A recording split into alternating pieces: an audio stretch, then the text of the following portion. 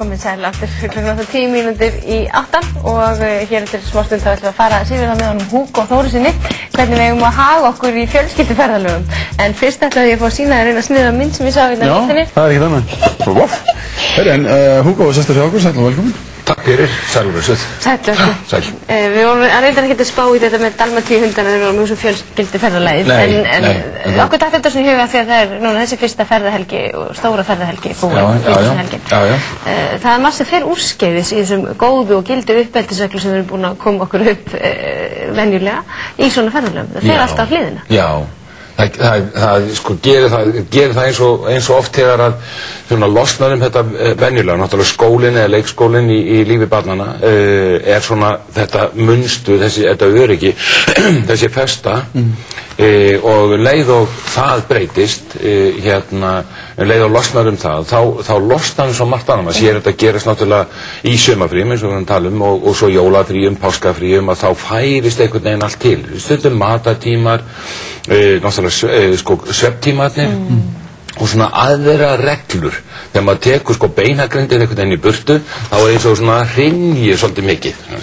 Það verður of fátt sem stendur upp.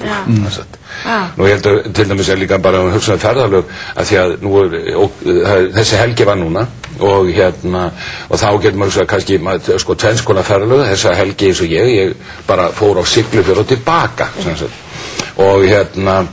og ef þegar ég er aðeins búinn að þroska fyrir einhverjum árum þá ég bara keyrt á Siglufjörð og tilbaka og ekkert verið að stoppa á leiðinni og allir haltir og stirðir og stýrir lengi á eftir Nú er ég þó aðeins búinn að þroskast þannig að ég stoppa svolítið á leiðinni og það er nú kannski það sem að ég hugsa akkur ég gerði það bara frá því hér þegar maður var að fara bílpróf eða byrja að keyra hér í gamla daga þegar voru malavegir og maður búinn að taka fram úr mörgum bílum og trukkum og hægfara einhverjum og svolítið mála fara fram þá gæti ég ekki hugsa mér að stoppa einhvers og sjá þá alla fara fram úr ég ætti eftir að fara fram úr öllu sem voru svona hægfara þannig að ég vil nú meina að það sé svona gömul arfleið hjá mér. Það var svo mikið mál að fara fram úr bílum að maður þurfti að fara fram úr þeim aftur. Þeir sem voru hægfara því að nú reyni ég ekki svo sem að keyra ekkert rosalega hratt.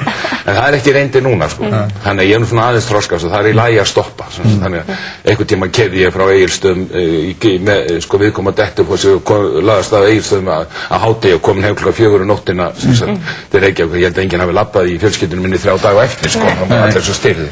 Þannig að það er undirbúningurinn og það er náttúrulega bara eðlilegt að allir séu með og tala hvað maður stoppi og svona gera eitthvað áætlanir og einhvern veginn sé samráð hjá öllum fjölskyldum þannig að menn svona viti hvert er að fara og hvað er að stoppa og hvernig hafa það. Þannig losnar líka við rausið í aftursætinu. Hvenær komum við? Hvenær komum við? Já, það er nú það sem hefur ansið mikið gert. Það er að segja að fólk vakandi fyrir því að börnin hafi ekki jafn gaman af að kannski að ferðast á milli þessara stóru áfangastaða eins og stendur fullorðna Þau get ekki alveg sett svona væntingar sínar á bið eftir að vera komin eitthvað. Þau eru meira hér og nú.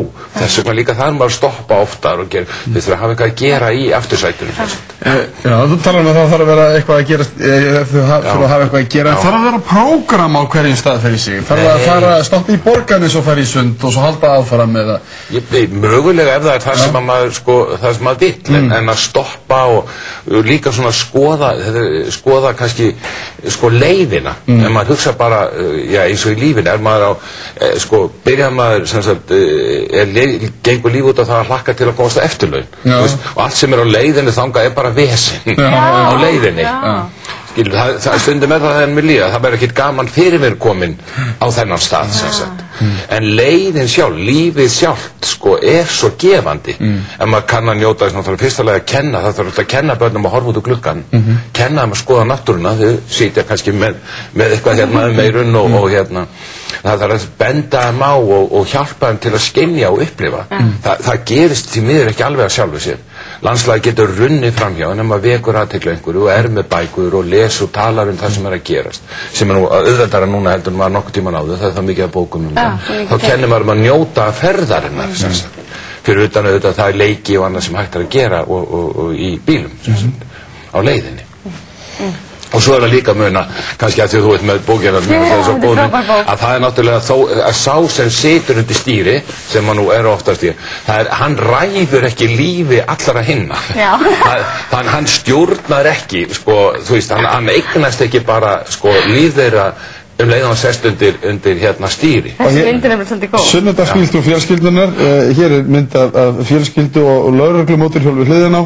Börnin rétt út spjald sem stendur á hjálp, við erum að villast en pabbi vill ekki stoppa og spila til vegar. Hann alveg saltillur að það við stýrum. Já, akkurat, hann villist ekki, hann veit alveg hvert hann að fara. En það einhvern veginn eins og það, sko, að hlusta ekki á hina og svona vilja ráða þessu og taka stjórnina.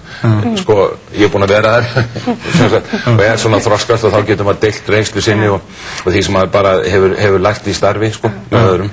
Og svo það sem voru að tala sko, þegar að það reglur sem að sko losna á stöðum og það stundum ægilegt að svefntíminn og það einhvern veginn töksa sko fyrir hvern, ég held að náttúrulega að fullorðna fólki sé oftar en ekki að gera þetta fyrir sig en fyrir ekki að ég segja, kannski nennir ekki að standa í því vesinn að koma börnunum í ró og þá einhvern veginn réttlæti það sumar og þau hafa gaman að, ég meina þau hafa gaman að leika á morgnana eins og fram á nótt. Hugo, við þurfum að fara kannski betur yfir þetta fyrir ferðalega helgarnar í sumar, en kærar þakkir fyrir þetta í dag. Hugo.is. Já, mér standa upp.